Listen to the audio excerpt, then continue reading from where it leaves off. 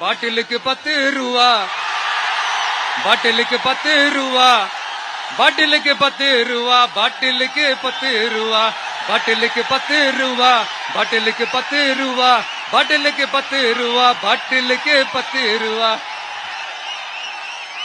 இப்ப ரீசெண்டா கரூர்ல ஒரு விழா ஒண்ணு நடத்தினாங்களே, அது என்னப்பா 30 பேர் விழாவா? 30 விழா, சாரிப்பா கன்ஃபியூஸ்.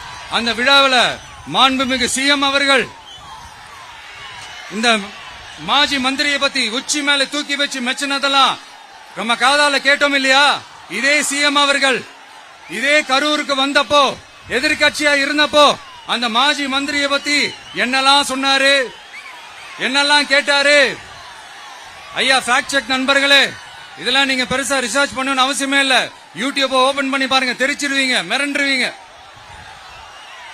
இந்த திமுகவுக்கு இந்த மாஜி மந்திரி இப்ப என்னவா இருக்கிறாரு அப்படின்னு மக்கள் பேசிக்கிறாங்க தெரியுமா? இந்த திமுக குடும்பத்துக்கு ஊழல் பண்ற பணத்தை எல்லாம் 24x7 டெலிவரி பண்ற ஒரு ஏடிஎம் மெஷினா இருக்கிறாராம் அப்படின்னு நான் சொல்லுங்க, ஊருக்குள்ள பேசிக்கிறாங்க. சரி, இங்க ஓகே. இன்னொரு முக்கியமான விஷயம், இங்க போலீஸ் பாதுகாப்புலாம் இருக்கா இல்லையா? போலீஸோட கைகள்லாம் கட்டப்பட்டிருக்குன்னு நினைக்கிறேன். போலீசார் மக்கள் தான் சார் எஜமானர்கள். மக்களுக்காக மட்டும்தான் பயப்படணும், வேற யாருக்காகவும் பயப்படணும்னு அவசியமே கிடையாது. இன்னும் 6 மாசம்தான். ஆட்சி மாறும், காட்சி மாறும், அதிகாரம் கை மாறும். உண்மையான மக்களாட்சி, மனசாட்சி உள்ள மக்களாட்சி அமையும். அப்ப தெரியும் எல்லாருக்கும் சுதந்திரமும் பாதுகாப்பும் 100% வரும். தேங்க்யூ நண்பா. கான்பிடண்டா இருங்க, நல்லதே நடக்கும், வெற்றி நிச்சயம்.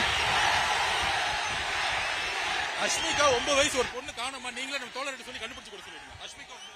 அஷ்மிகா 9 வயசுல ஒரு பொண்ணு காணுமா? தம்பிகளா கொஞ்சம் தேடி கண்டுபிடிச்சு கொடுத்துருங்க. அஷ்மிகா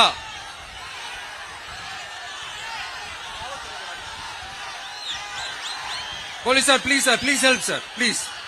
தேங்க்யூ நண்பா, thank you. See you all, thank you. கான்பிடண்டா இருங்க, நல்லதே நடக்கும், வெற்றி நிச்சயம். மீண்டும் சந்திக்கும் வரை நன்றி, வணக்கம்.